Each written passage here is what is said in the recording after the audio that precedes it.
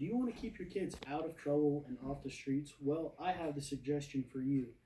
Build a demolition derby car because they will not have money or the time to go get alcohol or drugs. Hi, I'm Austin Merrick, and the three main points of my speech are going to be how to build one, what class to run, and how to drive one. So the first thing you want to do is go find your car. Me and my friend, we like to go drive around and look for demolition derby cars.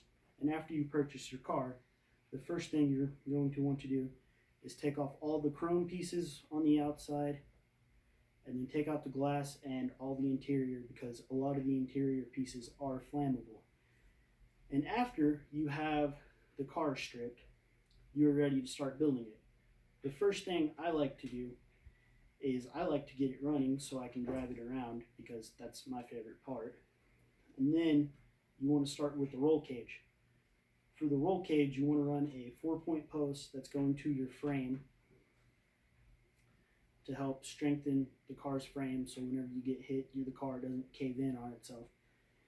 And a gas tank protector. The gas tank protector moves the gas tank from the trunk of the car to the inside of it so whenever you get hit, your car doesn't catch on fire.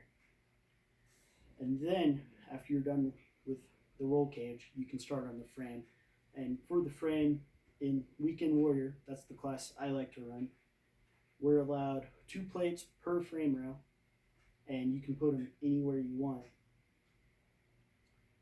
And then, after you get your frame plated, what you want to do is weld the differential on it so both wheels are spinning so the car can go through mud better. And sometimes we like to do this thing called creasing, where we take a ball peen hammer, we hit the side of the car to crease it to make it stronger. And now I'm going to move on what class to run. For a beginner, I would recommend bone stock just to see if you could, or if you like the sport or not.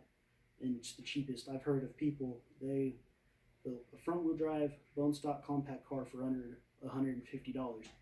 The class I like to run is limited weld, where you're allowed to do a couple of things to your car, but other than that, it's mostly stock. And Pro Mod is for the big dogs. Some of these guys, they have up to $20,000 into their car. They have these special boxes that go around the motor that help strengthen the car because whenever the car is bending, the front end starts to go up. So the engine cradle, that's what they're called, goes against the firewall and it keeps the frame from bending. So whenever you're driving it, it doesn't bend. That's why the Pro Mod class takes like 30 minutes to just get one car out. They're kind of boring in my opinion. And now I'm going to tell you how to drive one. And this is from what my dad and my brother told me. Whenever you're driving a demolition derby car, you want to try to stay out of the outside because this year, our track, it was really muddy because it rained for 3 days. And they didn't get all the water pumped out. So the outside of the track was really muddy and there were a bunch of people getting stuck. And whenever you're driving, I like to drive around with my driver's door on the outside of the berm because you're not allowed to hit the driver's berm. The driver's door. But you can get in trouble for that, so you can only do it for a little bit. And whenever you're hitting, you want to try to avoid hitting with just one side of your car. You want to hit evenly so your car bends evenly, and it makes the car a whole lot stronger.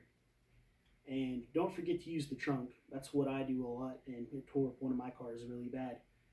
The trunk is your biggest weapon, so if you can use it, I would highly recommend it.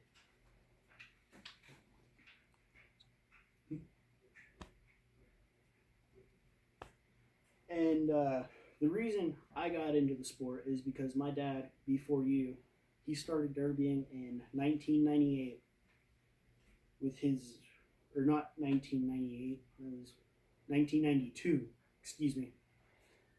And his first car was a 73 Caprice that his friends gave to him, and ever since he started doing it.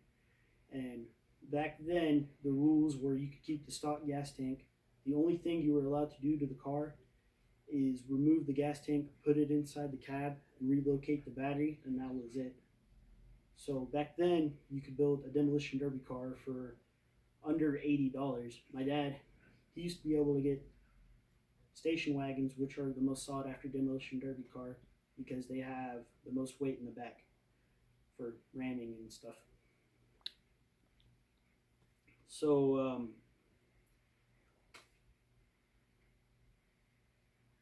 oh, okay, sorry, I'm just.